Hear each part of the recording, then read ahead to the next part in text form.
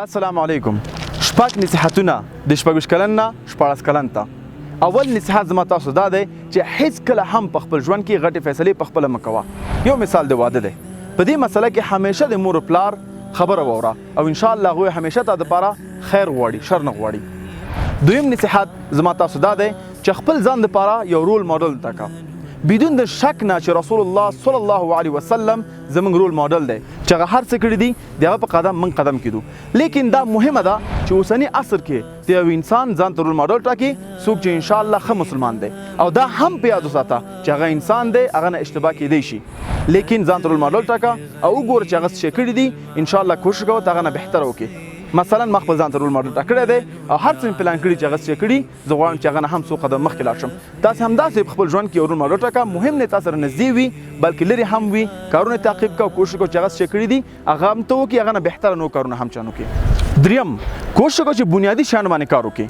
دا مه تشکېږه چې څنګه زه وکولی شم بهترین انګلیسي خبرې وکړم یا مثلا کوډینګ کمپیوټر ساینس زده کړم. نه، بنیادي شیان لکه ریاضیات شول، د قرآن تجوید شو، د قرآن زده کړه شوه، دې بنیادي شیان باندې کار وکړه. املا صحیح زده کول دي چې کله ته غټ شوې تا سره بیا وخت نه وي ته بنیادي شیان دوباره کار وکړې او بعض وخت به شرم ته وي ته څنګه کولی شې چې مدرسې ته لاړ شې یا مولوي صاحب ته لاړ شې په شرمېږې به چې زه خپل بنیادي تجوید زده کړم. دا بهترین وخت دی چې ته غټ کارونه پرېږده بلکې بنیاد باندې کار وکوه، که هغه ریاضیات دي، لوس دی، که قرآن دی او که د اسلام زده کړه ده، غټ کارونه تیر شه. څلورم، زما نصیحت دا دی چې هیڅ کله بل چاته نظر مه کوه بلکې په خپله یو کار راواخله او مخکې لاړ شه. داسې اکثر ورونه وي چې زما پلار ژوندی دی الحمدلله زما ورونه مشران شته دی نو دې دپاره زه هېڅ کار نه کوم، هېڅ کار تشویش نه کوم. نه، ته کولی شې د مکتب سره څنګ کې ته یو ځان ته یو کار پیدا کړي، که نه اوس یې نشي کولی انشاءالله زده یې که یو کال بعد 2 کاله بعد ته کار کولی شي. لیکن هېڅ کله یو شی دی په کار دی بل چا انتظار مه کوه، خپلې لارې پیدا کړه، حلال لارې، تر څو پورې هغه شی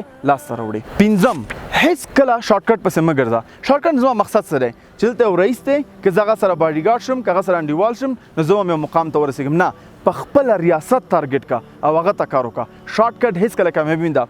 الله سبحانه وتعالی چې کله نوح علیه السلام ته وویلې چې کشتۍ جوړه کړه ورته ویلی شو شارټکټ دا دی زه کشتۍ لېږم ته به امن کې، نه ورته ویلې کشتۍ جوړه کړه او بیا به انشاءالله د اوبو نه بچ شي. نو دا ډېر مهمه ده، تکلیف زحمت په خپله په غاړه واخله بلکې شارټکټ او د بل چا په تکلیف زحمت باندې مه درېږه.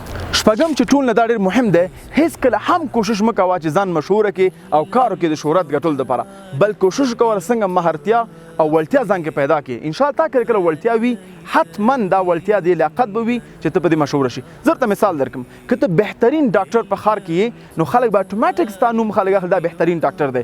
که ته بهترین کرکټر یې خلک به ول ستا نوم اخلي چې دا وړتیا لري. کوشش وکوه چې یو شی ځان کې پیدا کړي چې نو خلکو نه وي، چې کله ته خاص شوې او خاص وړتیا ولرې نو بیا ته خلکو خاص وي. که ته کوشش کوې ځان مشهوره کړې ته به مشهوره شې لیکن احترام به دې نه وي، عزت به دې نه وي، خاصتیا به دې نه وي، نو دې شهرت نه معنا څه ده؟ شهرت یو منفي منبع ده تر څو پورې ته وړتیا څه شی ونه لري. په خپله به ځان ته حیران یې چې زه څه کوم او څه شی کومه.